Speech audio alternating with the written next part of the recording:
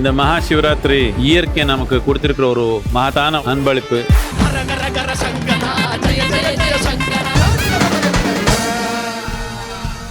2026 தேர்தல் வரப்போகிறது. தேர்தல் வரப்போகிறது என்றால் என்ன பொருள்? 2026 நடக்கின்ற ஆட்சியிலே அதிகாரத்திலே பங்கு பெறக்கூடிய இடத்திலே விடுதலை சிறுத்தைகள் வலிமை பெற வேண்டும். ஆட்சி அதிகாரத்துக்கு வர வேண்டும். விடுதலை சிறுத்தைகள் ஆட்சி அமர வேண்டும். அண்ணன் திருமாவளவன் அவர்கள் முதல்வராக வர வேண்டும். இதுதான் நம்முடைய கனவு. தலைவர் ஒரு நாள் கட்டாயம் வருவார், முதலமைச்சராக வருவார் என்பதில் எந்த மாற்று கருத்தும் இல்லை. ஏனென்றால் அதை நோக்கி நாம் இப்பொழுது ஒவ்வொரு அங்குலம் மங்கலமாக ஆழமாக நாம் அழுத்தமாக நாம் வளர்ந்து வருகின்றோம்.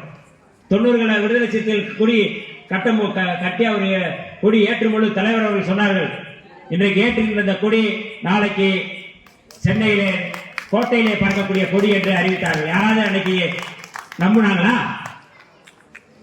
யாராவது என்ன அவரு சொல்லிட்டு போறாரு, ஏதோ ஒன்று சொல்லிட்டு போறாரு, இந்த கொடி நாளைக்கு எப்படி கோட்டையில பறக்கும் எப்படி சொல்லுற? ஆனா இன்னைக்கு என்னவா மாறி இருக்கு? இன்னைக்கு என்னவா மாறி இருக்கு? கோட்டையில கொடி கட்டி தான் நம்ம போறோம். கோட்டைக்குள்ள மேல பறக்கிறோம், அது வேற. கோட்டைக்குள்ள கொடி கட்டிட்டு போற இயக்கமாக மாற்றி இருக்கிறார் நம்முடைய தலைவர் அவர்கள். அப்படிப்பட்ட ஒரு சூழலை நாம் உருவாக்க வேண்டிய தேவை இருக்கிறது. ஆட்சி அதிகாரத்திற்கு வர வேண்டும். இதுதான் நம்முடைய புரட்சியாளர் அம்பேத்கர் அவருடைய கனவு. எல்லா பூட்டுகளுக்கும் ஒரு சாவி, அதுதான் அதிகாரம் என்றார் புரட்சியாளர் அம்பேத்கர்.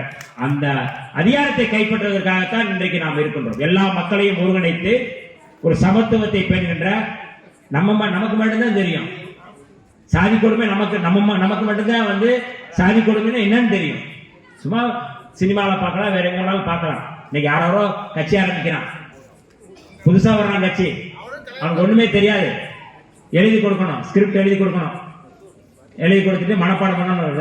நைட்டு பூரா மனப்பாடம் பண்ணி ஸ்கிரிப்ட் மனப்பாடம் பண்ணிட்டு நின்று என்ன ப்ரோன்னு சொல்லுவாங்க, இல்லைன்னா என்ன நான் சொல்லிட்டு ஓட்டு கேட்கிற மாதிரி நின்று போயிடுவாங்க. முழுக்க முழுக்க தாழ்த்தப்பட்ட மக்களை, சேரிகளை, காலனிகளை குறிவைத்து தான் அவர்கள் வேட்டையாட வருகிறார்கள்.